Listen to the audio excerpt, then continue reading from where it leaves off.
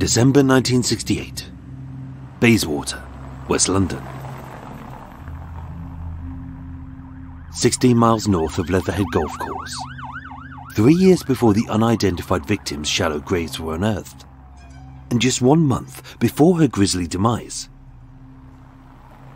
A 5-foot 4-inch woman of medium build, with neck-length dark hair which was greying at the roots, entered 72 Queensborough Terrace, where she was known and felt safe.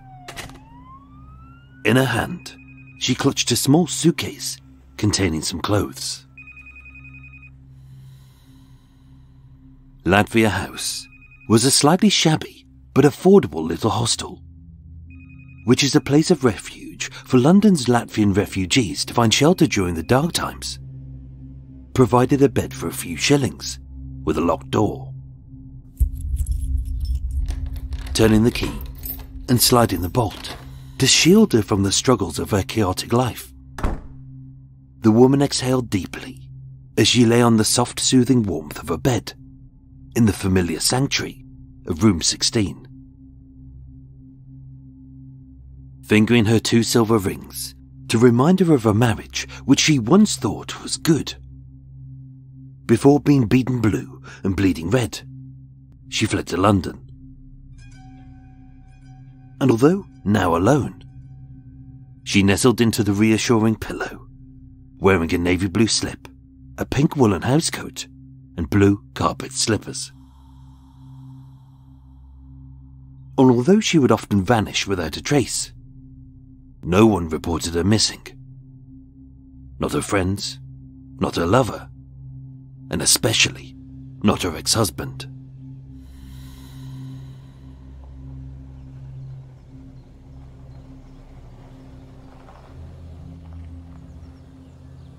Tuesday the 7th of September 1971.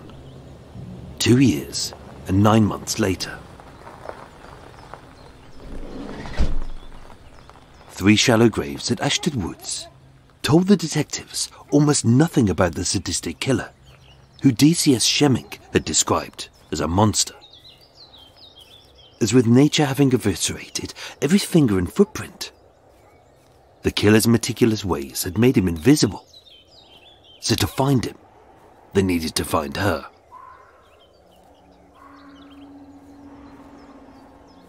Given the insurmountable task of discovering the identity of a faceless woman of unknown origin, the detectives took every tiny clue and exhausted every angle, as each lead was a step nearer to the truth. On Thursday the 10th, they handed over the crime scene to Charles Young, a forestry pathologist, an expert in assessing changes in nature, as by examining the soil erosion, fungal growth, and the decomposition of the bark, the damaged root formations of the young tree under which the torso had been buried, deduced that the graves were dug during the non-growing period of 1968 to 69. And as a sharp frost bit at the end of December 1968, and for the first time in years, with it being a white Christmas, the cut marks of the letter N, which were whittled into the young tree, potentially by the killer himself, also came from the same season. With the head wrapped in a barely legible and badly degraded newspaper, Frederick Waller, a librarian at the Evening Standard, was able to date the edition to Thursday the 5th of December 1968. As the varying states of decomposition had made determining her age almost impossible, one of the legs was shipped off to the Smithsonian Institute, who did good results with a new technique of carbon dating the bones. And they confirmed that she was in her late 40s and had been dead for almost 3 years. And with her face unrecognizable, owing to skin slippage, corpse wax, and feasting insects, a portrait painter and a pathologist called Roy Reynolds was hired to build a replica of her head and to work out what she may have looked like. The details of who she was were becoming even clearer, but it was 2 clues which would become the most useful. John Sharp, a ring appraiser, stated that both the wedding and engagement rings were made of white metal. They were designed in a continental style, that the amber stone was stylish but cheaply cut, and that the inscription of 835 inside of the wedding band was a German hallmark. And although the skull had degraded, the jaw had partially collapsed, and the teeth were no longer sat in their sockets, having been repositioned by a forensic dentist. Prints were made and circulated to every dentist across the country, with Interpol making inquiries in Austria, Germany, Switzerland and France. It was now an international investigation, and yet her identity would be discovered a little closer to home. On Wednesday the 10th of November 1971, just 9 weeks after the body was found, Clifford Allen, a dentist from Mansfield in Nottinghamshire, recognised the defining characteristics of the teeth, a pattern of 6 fillings made of mercury, tin, silver, and attributed it to a patient who he hadn't seen since April 1967. Using the electoral roll to identify her former addresses, 3 friends, who were all housewives in the Mansfield area, recognised the rings, and now the police had a name. 48-year-old Eleonora Essens, who was known as Nora.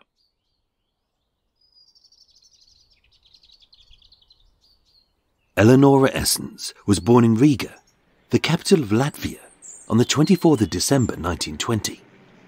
With her mother a housewife, her stepfather a jeweller, and a younger sister. Little is known of her early life, but with a broken leg, having been fixed badly owing to an unskilled doctor, this left her with a limp to her right leg. In her late teens, she married a Latvian national of Greek origin and became Eleonora Viano, giving birth to 2 children.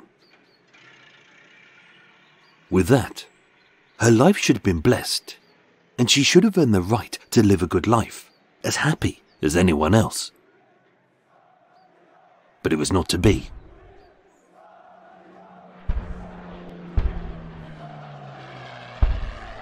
As an independent country, crushed under the jackboots of German and Russian occupation, by 1941, Latvia was in a persistent state of civil unrest. As amidst a slew of invasions and bombings, some of its people were pro-Nazi, others were pro-Soviet, and with the same family often split between fighting for one side or the other. Thousands of Latvians were sent to concentration camps for collaborating with the Russians or the Germans, for daring to be independent, for standing up for their country, or for fighting for neither. 90,000 mostly Latvian Jews were killed in concentration camps, and 80 to 100,000 died during the fighting, including Nora's husband and her 2 children.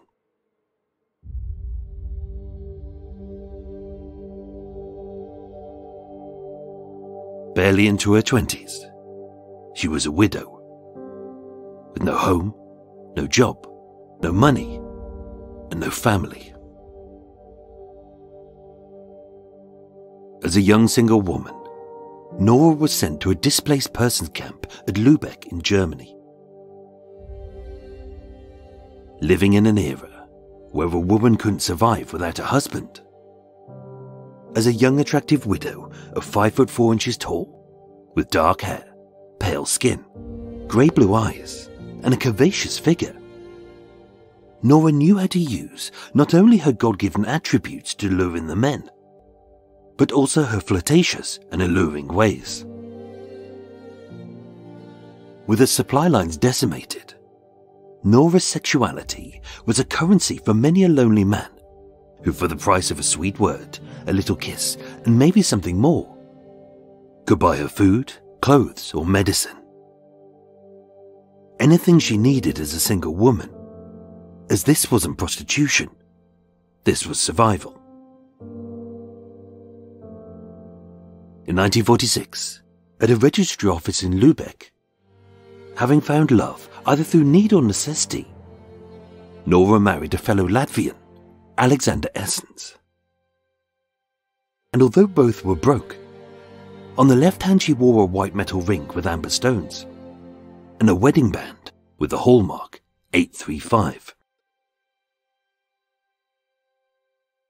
By 1947, granted British work permits, Alexander and Nora moved to Nottingham. And although she had escaped a certain death, she would soon face another.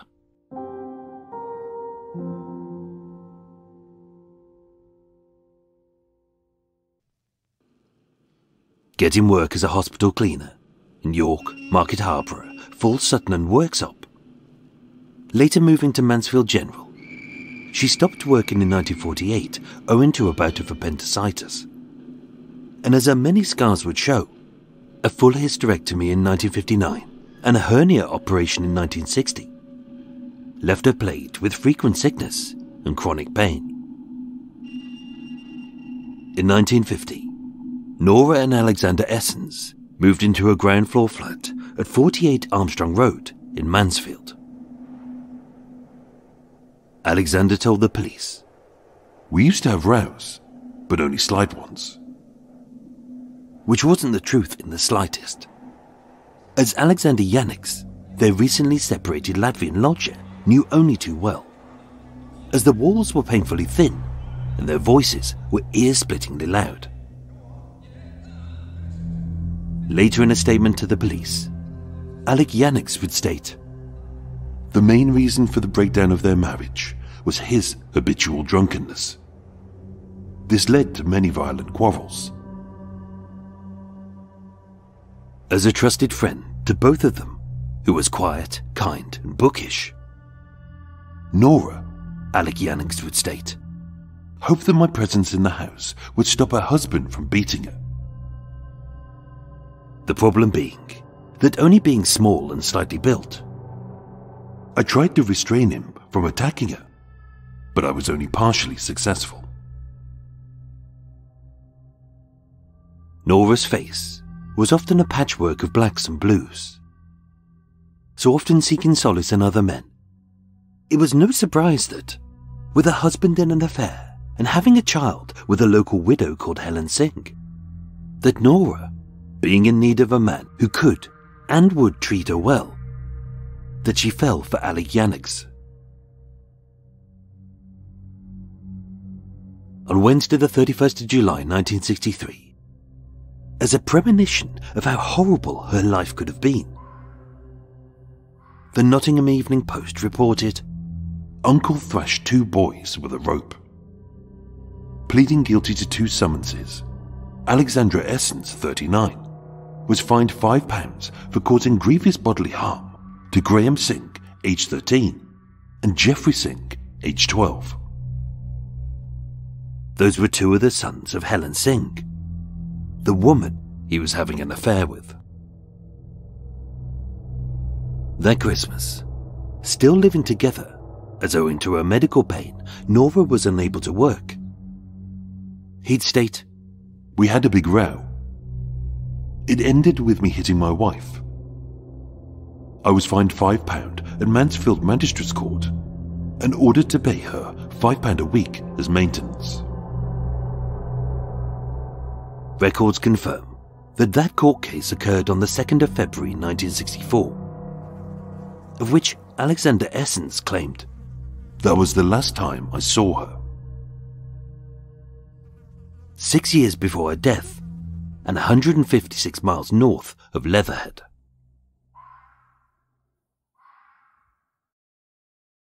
But he tried to contact her twice. Questioned by the police, he would state, "In September 1969, I wanted to claim sickness benefit. I went to the Social Security office to try and locate her. I was told that she was at 72 Queensborough Terrace in Bayswater, a place known as Latvia House. I did not go to the address, and I've never visited there. Which the police could neither prove nor disprove. And then, in February 1970, I began to make inquiries through a solicitor to trace her to start divorce proceedings and to query the maintenance money I gave her. It was then he was told it had accumulated to the equivalent of £5,600. And apparently, my wife had not claimed it since the Christmas of '68. It's odd that this didn't strike him as odd. That an unemployed widow, unable to work owing to pains, hadn't collected her main source of income beyond her pitiful state benefit for over a year. And yet he didn't chase it up. He didn't ask her friends. He didn't go to the police. And more importantly, he didn't report her missing.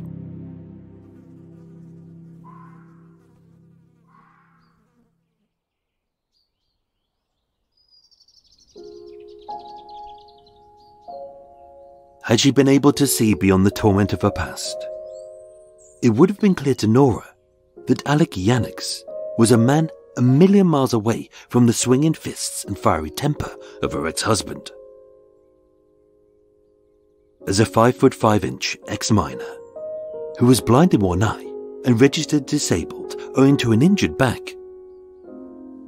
the only anger Alec ever showed was mild frustration at himself when he couldn't finish the crossword. In 1967, moving to London to start a new life.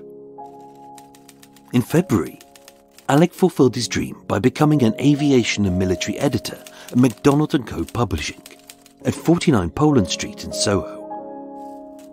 Specializing in the analysis of aircraft and warships, using documents which he translated from Polish and Russian to English. With his first book, Rocket Fighter, The Messerschmitt 163 by Mano Ziegler, still in print. Earning a solid wage of £2,400 a year. Finally, he could indulge his passion by filling the many neat and orderly bookshelves in his home with aviation reference books in an alphabetical order, as well as being able to afford to rent a decent flat in a good part of town for Nora and himself. And as a symbol of his love, he regularly brought her gifts. Earrings, dresses, a fur coat, and a 9-carat gold ring. As a battered husband to a brutal wife, whose conviction had led their children to be put into care, Alec too was a victim, running away from a bad marriage. Seeking to rebuild the shattered remains of his family, he had begun to correspond with his daughter Linda and to repair the damage of their past.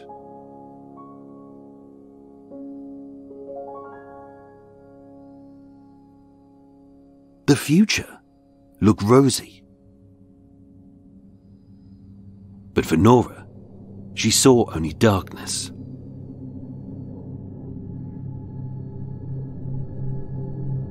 By June 1967, they were living in a pleasant little self-contained flat at 22 Table Court in Cheam, which was neat, clean and secure. I tried hard to make a go of it, Alex said, but was not very successful. As she had done all too often in Mansfield, Nora vanished without any rhyme nor reason. Worried, Alec always reported her missing, but often leaving the flat for days at a time. I do not know where she went to or where she stayed. Seeing her mentally decline, Alec's boss at the publishers put him in touch with Dr. Doreen Stracey, a psychiatrist, which he did for Nora and I at the firm's expense. Unfortunately, the visit was not helpful, and being most scathing about the whole thing, Nora just laughed at it. As a woman with no work, no family, and no hobbies to occupy her mind and to calm her anxieties, plagued by her past and burdened by a jealous streak. Being left alone for hours on end in an empty flat as her besotted boyfriend earned an honest crust for them both. Nora only got sicker and sicker. In August 1968, as if fate had spited her, while crossing the street, Nora was hit by a motor scooter. Rushed to Charing Cross Hospital. Luckily, an X-ray showed that there were no breaks nor fractures. But as a partially disabled woman whose right leg already had a limp, even though she barely existed on a cocktail of strong painkillers and sleeping pills, for her it was painful to stand and crippling to walk. Across the month, Nora was bedbound for days on end, plagued by pain day and night. As a good man, full of love for the woman he adored, Alec hated seeing Nora like this. So it was no surprise that, although disabled himself, being a man who is described as gentle, honest, honourable, conscientious, meticulous, and always very punctual, that in those last few months, he was often her live-in carer.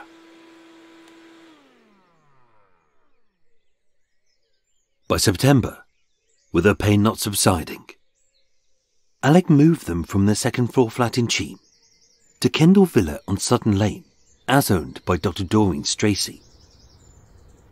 A ground-floor flat, directly opposite the soothing greenery of Turnham Green, and barely a short stagger from the shops on Chiswick High Road.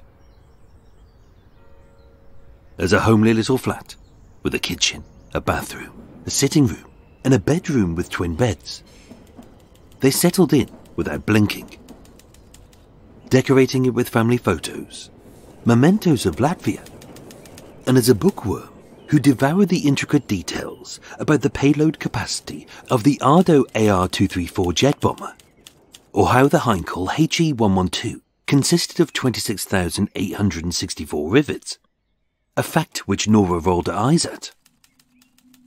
He had shelves for his many reference books, a place for his military regalia, a broken air pistol, which as a practical man he planned to fix one day, and a neatly organised toolbox for all of those little jobs which needed doing.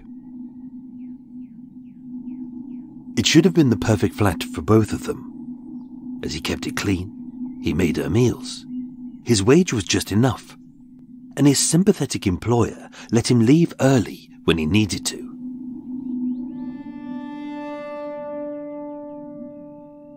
But as a frequently bedbound woman who was plagued by her past, Alec was so used to Nora leaving him that he stopped querying the packed suitcase which she kept by the side of her bed, as he knew that when she was ready, and only when she was ready, she would always come back to him. Only one time, she didn't.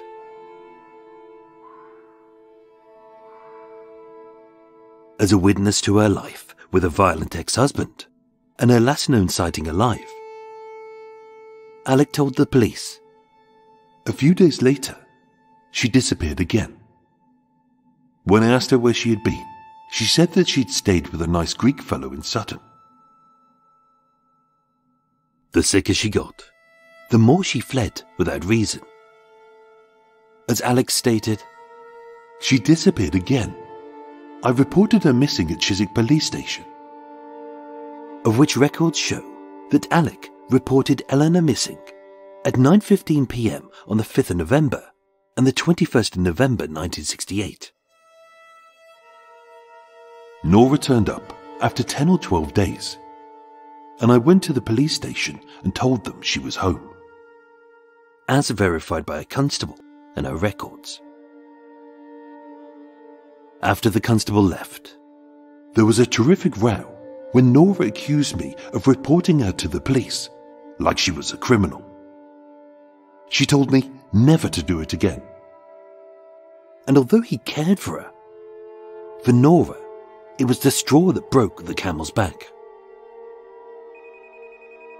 At the start of December 1968, just weeks before her death, Nora moved into room 16 of Latvia House in Bayswater. A little room she had stayed at many times before, and where she felt safe and warm. What she had run away from wasn't him, but her past. And knowing that he was a good man, who loved her without question, that Christmas they spent together.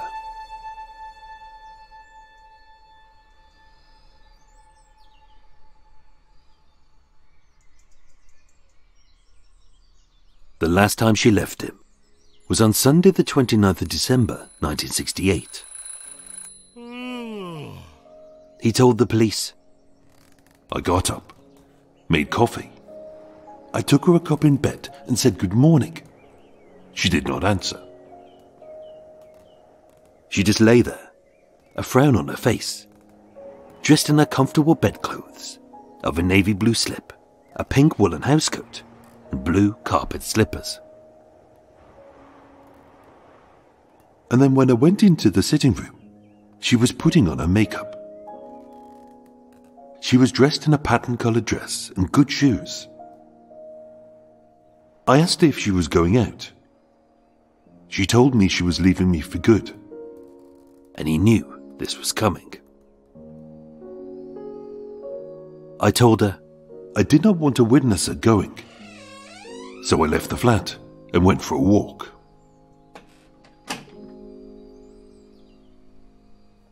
The day was bitterly cold, as with a biting winter frost having settled, and for the first time in years, it being a white Christmas. I put a coat on and walked to Gunnersbury Roundabout, and then to Kew Bridge, and then walked back the same route via the Chiswick flyover. When I returned to the flat, it was getting dark, and Nora had gone.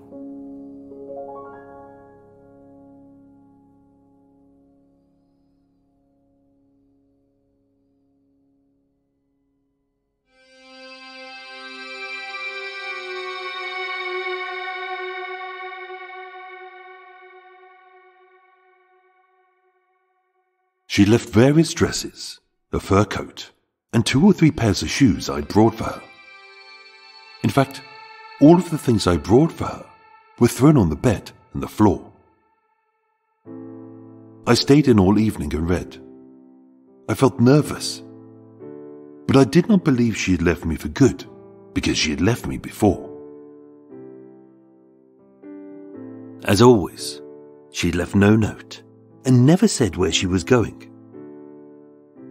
She had taken a soft suitcase, some clothes, and all of her makeup. To the best of my knowledge, she was dressed in a powder blue-grey coat with a real fur collar. The fur was dark brown, and she was carrying a dark blue handbag. The next day, as usual, I went to work and I hoped she would return. Only she didn't. As each day passed, he said he visited the places he thought she might be. But as a private woman who rarely spoke about her life, he assumed, as were her threats, that she had left him for good. Upon the discovery of her name and her former address at 48 Armstrong Road in Mansfield, her brutal and abusive ex-husband, Alexander Essence, was questioned at length by the detectives. As a man with a history and a conviction for violence against her, he was their #1 suspect. But with it proven that he never visited her in London, that he had never been to Leatherhead, that he was at home in Mansfield during the time of her murder, and that he didn't know she was staying at Latvia House until 8 months after her death, which he didn't learn about until he read it in the papers, Alexander Essence was ruled out as her murderer.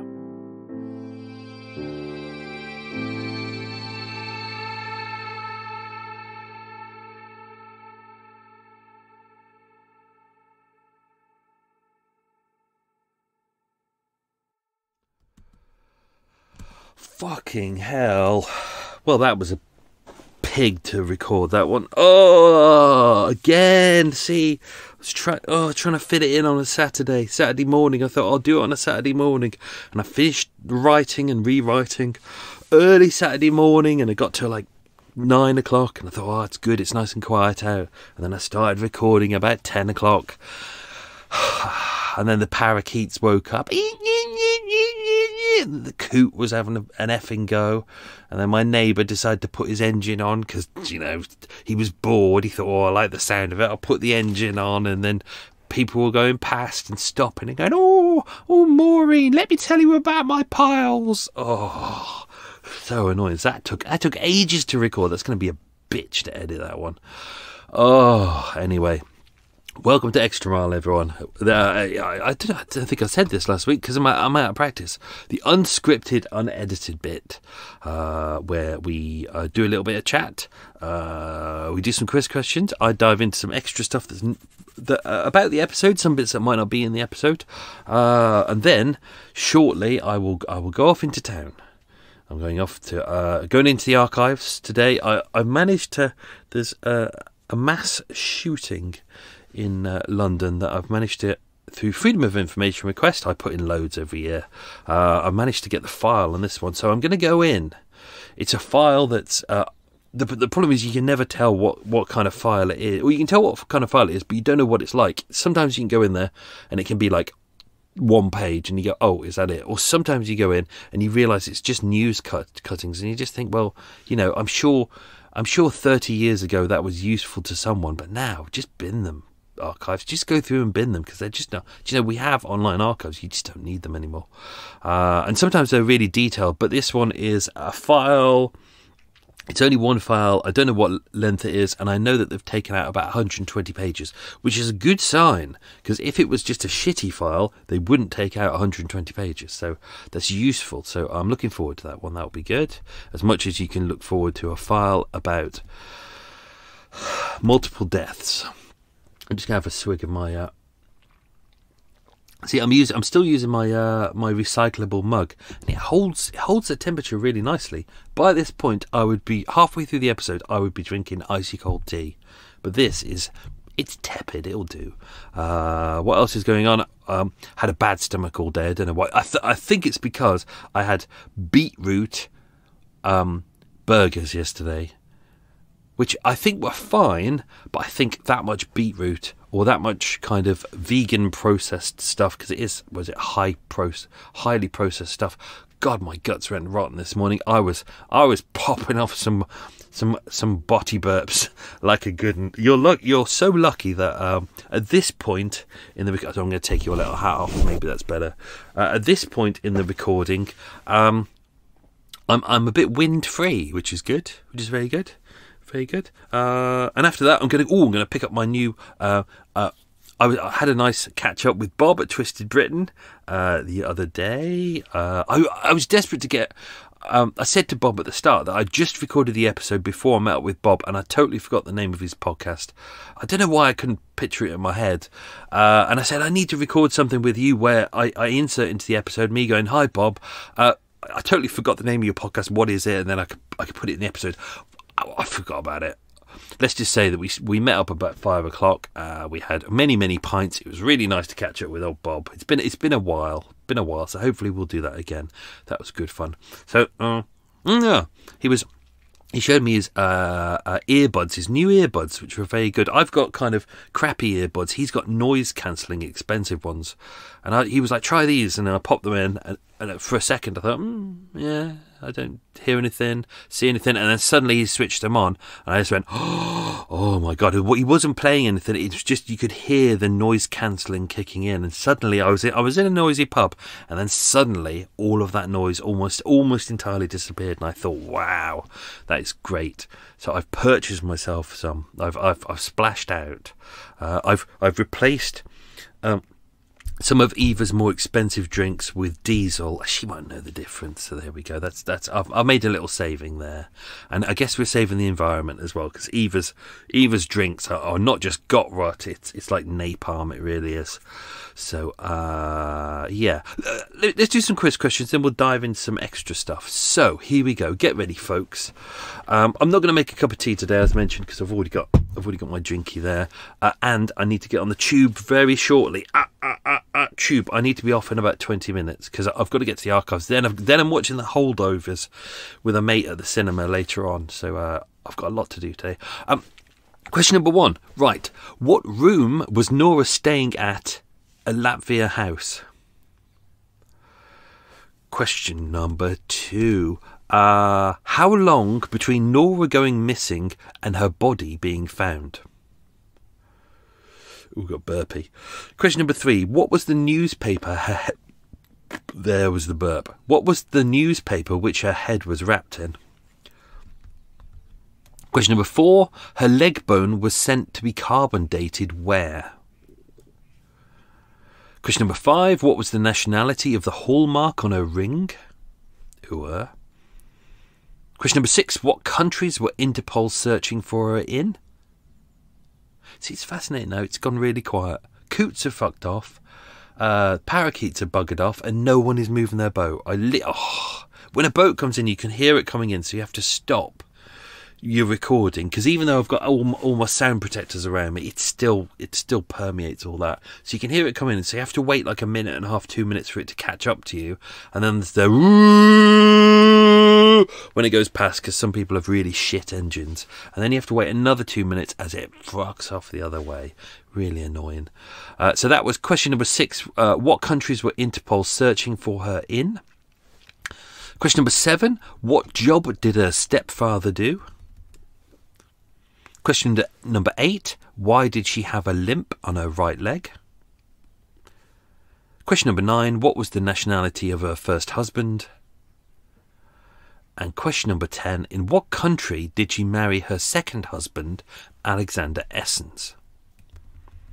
So there we go. There we go. Let's try and dive into some extra stuff about her. Quite a lot of it I've probably tried to put into the episode, but we'll just go through it just in case. So as mentioned, she was a Latvian refugee. She was 48 years old when she died. Born in Riga, which is the capital of Latvia. Most people knew her as Nora.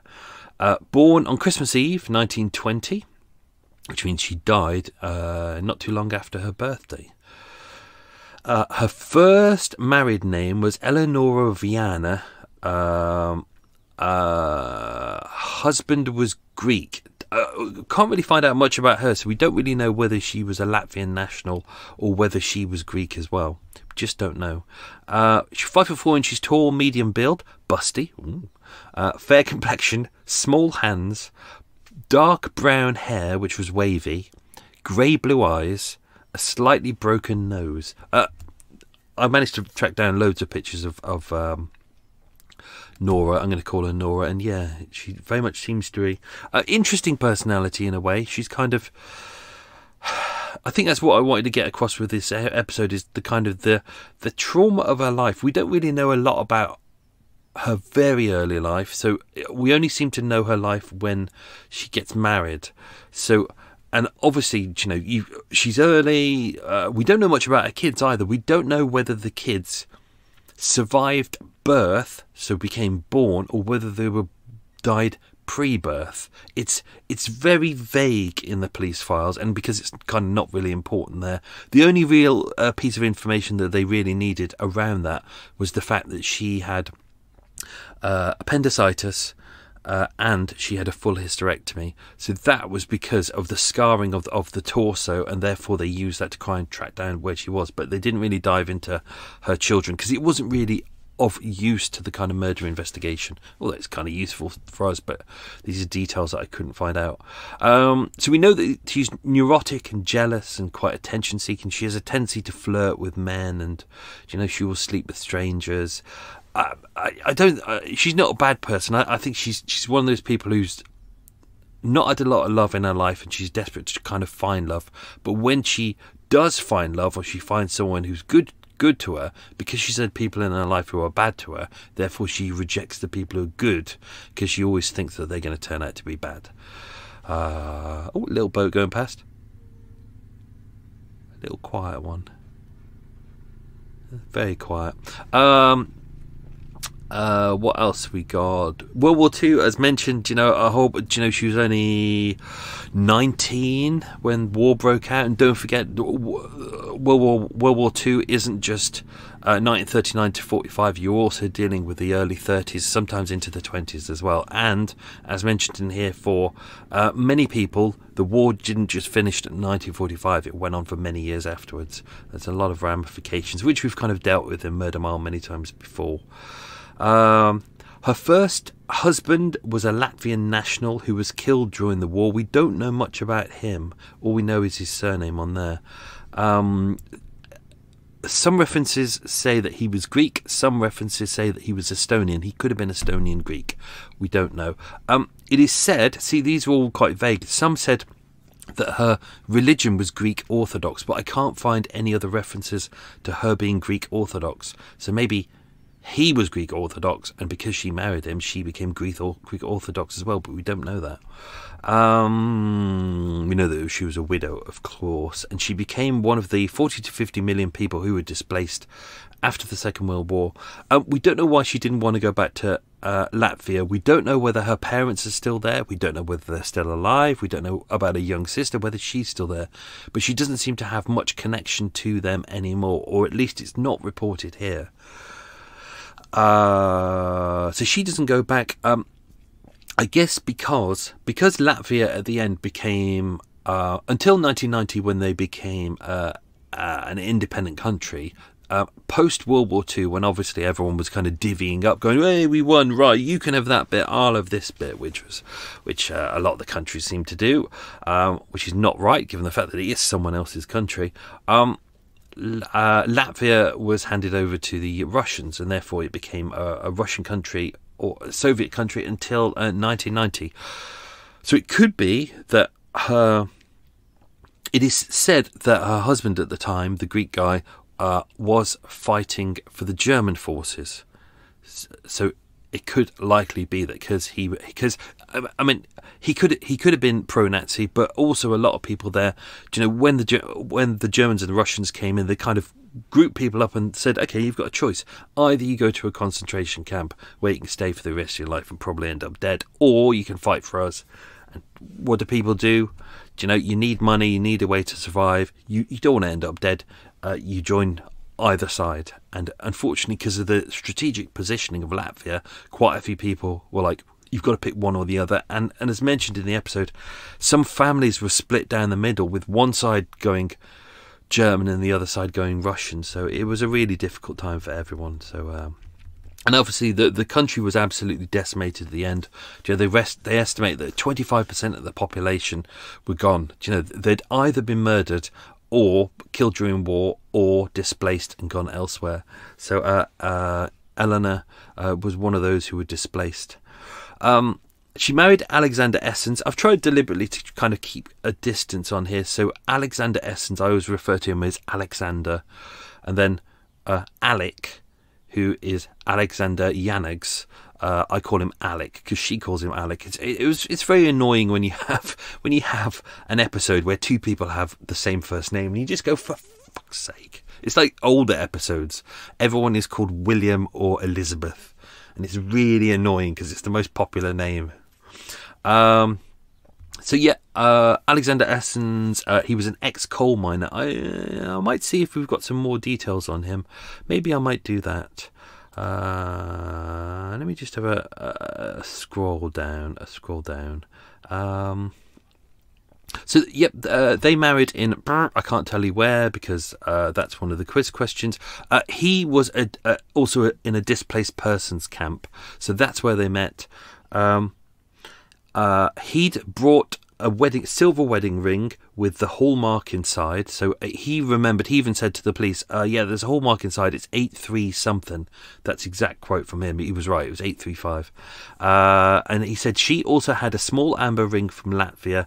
She wore 2 silver rings. The first one was too large and it kept slipping off, which is why there was 2 on one hand. Initially, She applied to the UK to work as domestic help, i.e. a cleaner. This was granted. This was in 1947. But at that time, permits were only being given to females. So even though they were married, Alexander had to stay in the country they were in, which is one of the quiz questions. And then later he followed. He was born 26th of March 1927. And as far as we know, he died February 1944 in Mansfield. And just so you know, he did ultimately marry Helen Singh, who was the woman he was having an affair with, and according to the details here, he had a child with her as well while he was in a relationship or married to Eleonora, and they married October 1972, so a year after the body was found. I can't remember if this is a quiz question. I don't think it is.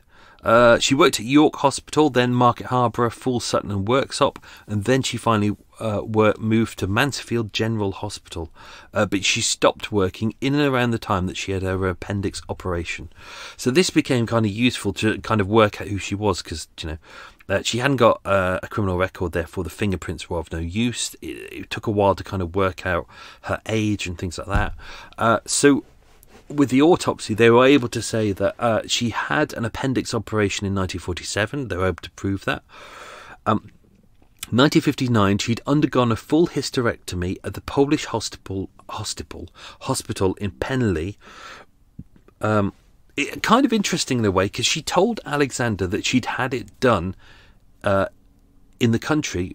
This is an annoying thing about doing the quiz questions. In the country where she was a displaced person, and that meant she couldn't have any kids. But they were in a relationship. Well, they were in a relationship, or they were married from 1946-47 up until 1963, when her and Alec kind of moved in. So if she had a hysterectomy in 1959, she wasn't exactly.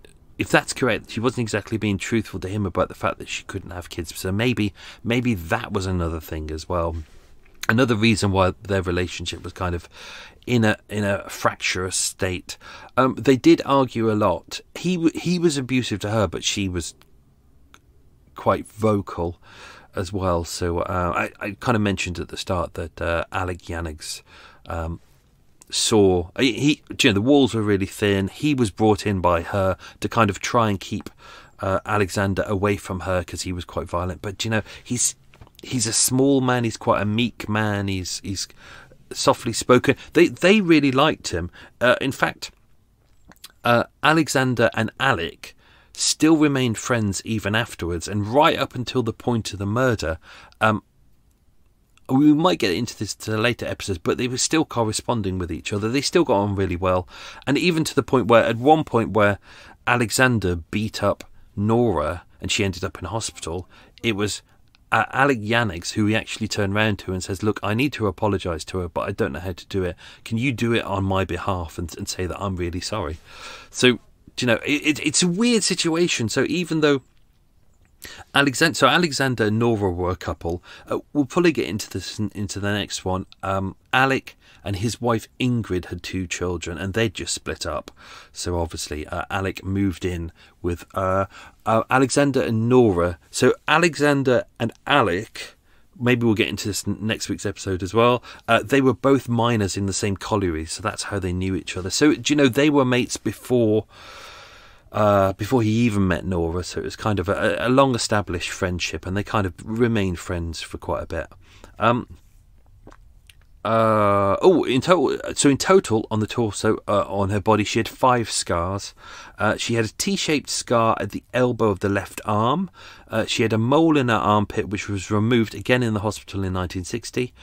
In 1960, she had a hernia operation, that's according to Alexander, and she also had bruises from the scooter accident in August 1968. Let's just see what we get. Apparently, we'll probably get into this next week as well. So they kind of met each other at Thoresby Colliery in Mansfield. That's where they became mates in 1952.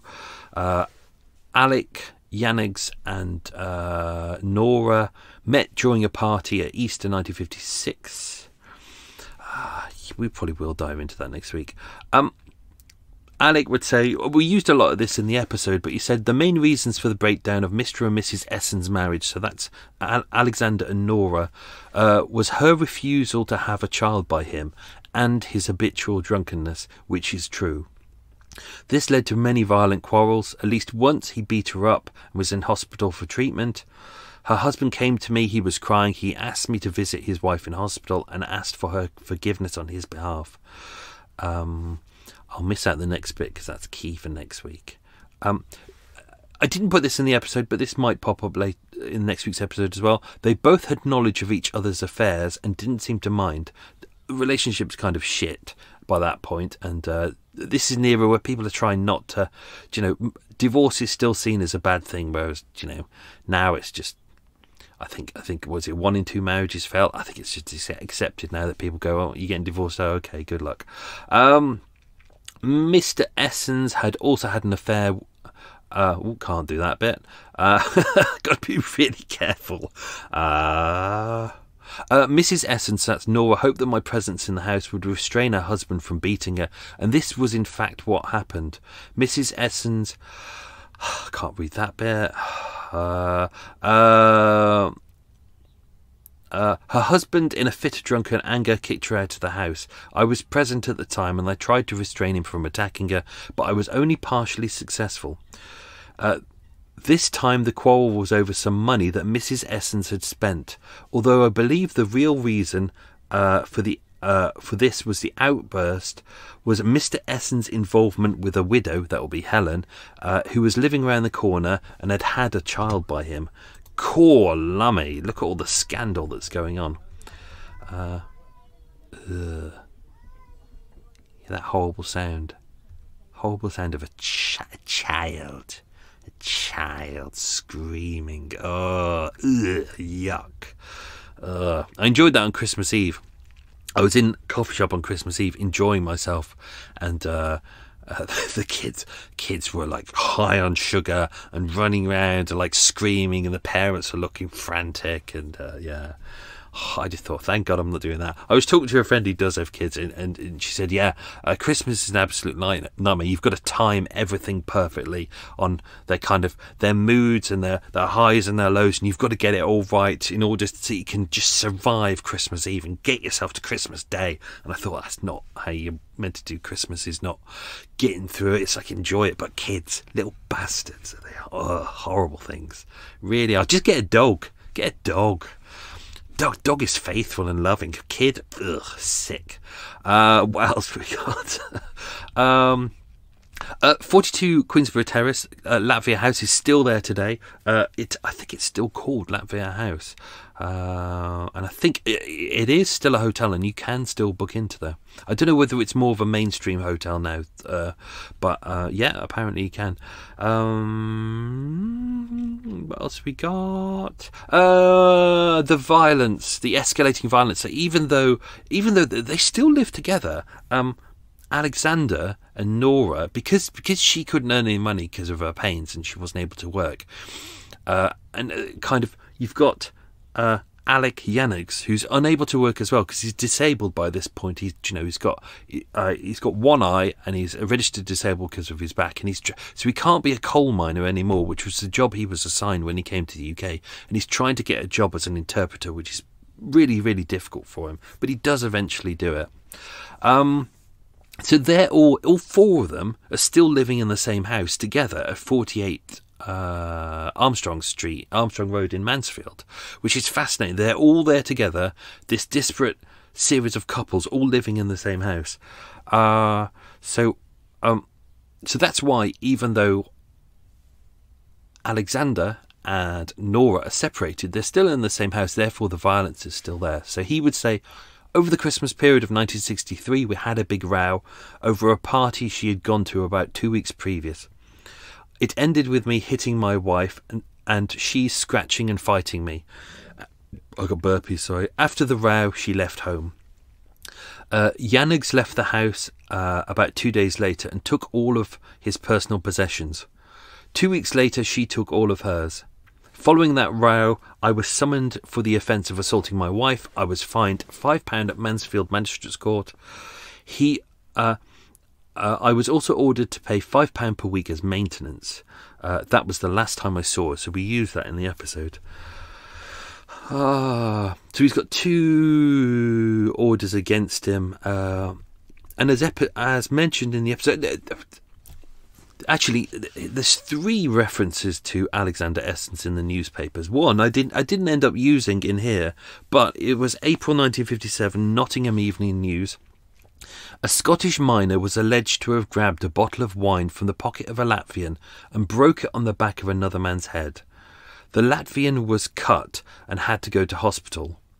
John Joseph Newlands, 22, pleaded guilty to maliciously wounding Alexander Essence of Armstrong Road, Mansfield, and he was fined £20, which he agreed to pay at £4 per week.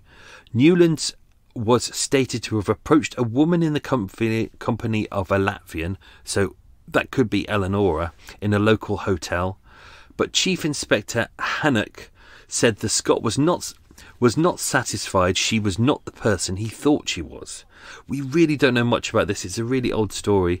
Essence told the man she was his wife, but after an argument, the Scot forced them to the ground where he was kicked in the face and struck about the body.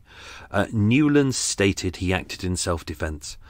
Odd little story there, but that's Alexander Essence. He seems to be quite a violent man. There's a lot of drunkenness going on. And as mentioned, Nottingham Evening Post, Wednesday the 31st of July 1963, uncle thrashed 2 boys with a rope. Pleading guilty to 2 summonses, they've got him listed as Alexandris Essence. Could just be a spelling mistake. Alexandris Essence, 39, was fined £5 for assault causing grievous bodily harm to Graham Singh, 13, and Geoffrey Singh, 12. Essence, who was regarded as their uncle, inverted commas, took the boys to their bedroom and thrashed them with a skipping rope, after being asked by their mother to make them behave. Court said that the punishment was disappropriate, and the police were alerted by an anonymous phone call. We don't know who made that anonymous phone call. At that point, their older brother was already in prison. The boys had to go to hospital for their injuries. So yeah, not a nice man, not a nice man at all. Which is why you can kind of see why the police would see him as, when they started going to Mansfield and Nottinghamshire area, and they started looking around for her, because she'd lived there for years, and then obviously they check out his criminal record and they go, oh, he's got a criminal record for various violent offences, but also one of them is against the woman who was dead. Instantly, you could see why the police would go, right, well, it must be him. But it wasn't. Bum, bum, bum. So let's do the quiz questions, because I've got to get the tube. Tube. Right. Question number 1. What room was Nora staying in at Latvia House? It was room 16. Question number 2. How long had Nora been missing? How long between Nora going missing and her body being found? If you're near to a month on this one, I'll give you that. It was 2 years and 9 months. Question number 3. What was the newspaper which her head was wrapped in? It was the Evening Standard. Question number 4. Her leg bone was sent where to be carbon dated? It was the Smithsonian Institute. Question number 5. What nationality was the hallmark on her ring? It was German. The Germans. Question number 6. Which countries were Interpol searching for her in? Austria, Germany, Switzerland and France. If you've got 3 of those, I'll give you that. What job did her stepfather do? He was a jeweller. Question number 8. Why did she have a limp on her left leg? A broken bone was not set correctly. Apparently it was broken in and around the knee, so the knee kind of on her right leg kind of cambered outwards. Question number 9: what nationality was her first husband? I think I gave that away in the bump, didn't I? He was Greek, like Prince Philip, Greek. And question number 10: in what country did she marry her second husband, Alexander Essence? Easy one, Germany. So that's me done, folks. Hope you enjoyed that. That was part 2 of Meticulous. All the pieces are coming together. There's lots in there. I've deliberately made something that's really dense and lots of details in there, but don't worry, it all leads to something really important at the end. Have you already worked it out yet? There's a lot in there to kind of work out. So have yourself a good one, folks. Stay safe and be good, and thank you for supporting the show. It's very much appreciated. Lots of love. Bye-bye.